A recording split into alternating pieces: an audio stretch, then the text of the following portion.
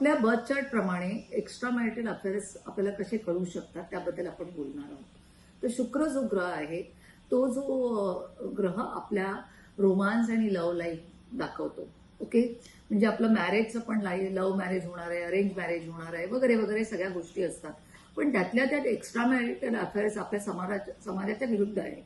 तेव्हा राहू आणि मंगळाचं कंजक्शन जेव्हा म्हणजे 5वं घर, 6वं घर, 8वं घर, 10वं घर, 11वं घर ह्याबरोबर जर ऍक्टिव्हेशन असेल आणि कुठल्या तरी पद्धतीने ते जेव्हा निगेटिव्ह त्याचे दृष्टीच पण दाखवतात, तर अशा वेळेला तुमचे एक्स्ट्रा मॅरिटल अफेअर्स होऊ शकतात.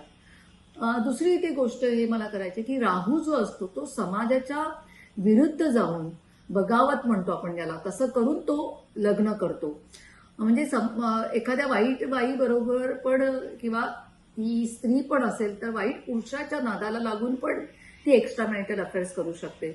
त्याचबरोबर मला इथे सांगायचं की जेव्हा बुध आणि चंद्राची जेव्हा युती होते आणि जेव्हा बुध चंद्राची युती कंजक्शन जेव्हा द्विस्वभाव राशीमध्ये होतं त्यावेळेला पण तुमचं एक्स्ट्रा मॅरिटल अफेअर्स होऊ शकतं.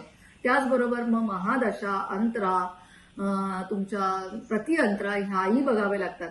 म्हणजे राहू मंगळ किंवा चंद्र बुधाची जेव्हा तुम्हाला या महादशा आणि अंतरा वगैरे तुम्हाला मिळाल्या तर अशा वेळेला ती घटना त्यावेळेस घडतेच घडते.